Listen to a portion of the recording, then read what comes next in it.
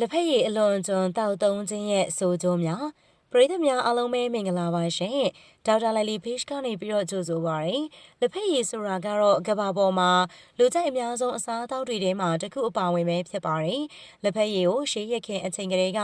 တိုင်းရင်းစေးဝါးတွေဖော်ဆက်ရာမှာအသုံးပြုခဲ့ကြပါတယ်ဒါအပြင်လေးလာထွေးရှိချက်တွေအရ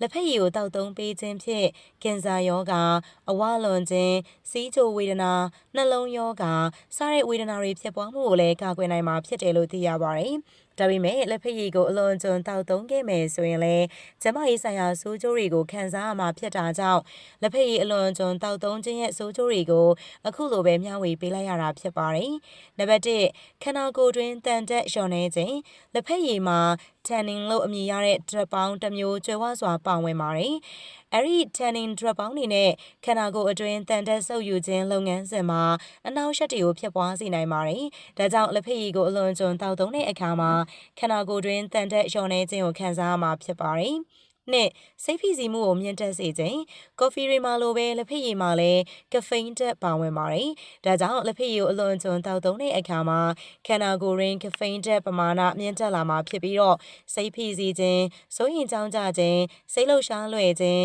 စိတ်ကျန်းမာရေးဆိုင်ရာစတဲ့ဝေဒနာတွေကိုခံစားရမှာဖြစ်ပါတယ်။နံပါတ်3အိမ်မပျော်ခြင်းလက်ဖက်ရည်မှာပါဝင်တဲ့ကဖိန်းတက်ကြောင့်စတဲ့လူသားတွေမှာအိတ်ချင်စိတ်ကိုဖြစ်ပေါ်စေတဲ့ melatonin ဟော်မုန်းထုတ်လွှတ်မှုမှာအနှောင့်အယှက်တွေဖြစ်ပွားစေမှာဖြစ်တာကြောင့်ကောင်းမွန်စွာအိမ်မပျော်ခြင်းကိုခံစားရမှာဖြစ်ပါတယ်။နံပါတ်4မူးဝေခြင်းလက်ဖက်ရည်ကိုအစာအိမ်အတွင်းမှာအစာမရှိတဲ့အချိန်မှာတောက်သုံးလိုက်မယ်ဒါမှမဟုတ်တစ်ချိန်နဲ့အလွန်ကျွံတောက်သုံးလိုက်မယ်ဆိုရင်မူးဝေခြင်းကိုခံစားရမှာဖြစ်ပါတယ်။ဒါအပြင်လက်ဖက်ရည်မှာပါဝင်တဲ့ tannin drug ပေါင်းကြောင့်အစာအိမ်အောင်ခြင်းဘိုင်းနာခြင်းစတဲ့ဝေဒနာတွေကိုလည်းခံစားရနိုင်ပါတယ်။နံပါတ်5နှလုံးအောင်ခြင်းလက်ဖက်ရည်ကိုအလွန်အကျွံတောက်သုံးခြင်းရဲ့နောက်ထပ်ဆိုးကျိုးတစ်ခုကတော့အစာအိမ်တွင်အဆစ်ပမာဏမြင့်တက်လာခြင်းပဲဖြစ်ပါတယ်။အခုလိုအစာအိမ်တွင်အဆစ်ပမာဏမြင့်တက်လာတာကြောင့်အဆစ်ပြန်စည်းခြင်းကိုခံစားရမှာဖြစ်တယ်လို့နှလုံးအောင်ခြင်းကိုလည်းခံစားရနိုင်ပါတယ်။6မွေးလာတဲ့ကလေးပေါင်ချိန်မပြည့်ခြင်း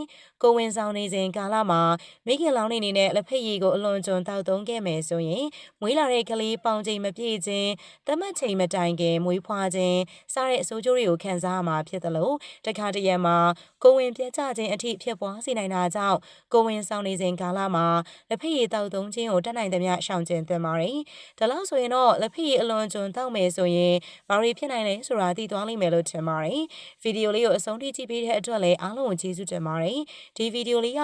ကိုယ့်အတွက်အကျိုးတစ်စုံတစ်ရာရှိရဆိုရင်တော့ like and share လေးပြုလုပ်ပေးပါအောင်နော်။အားလုံးပဲစိတ်ချမ်းသာခြင်းကိုယ်ဤချမ်းသာခြင်းနဲ့ပြည့်စုံနိုင်ကြပါစေရှင်။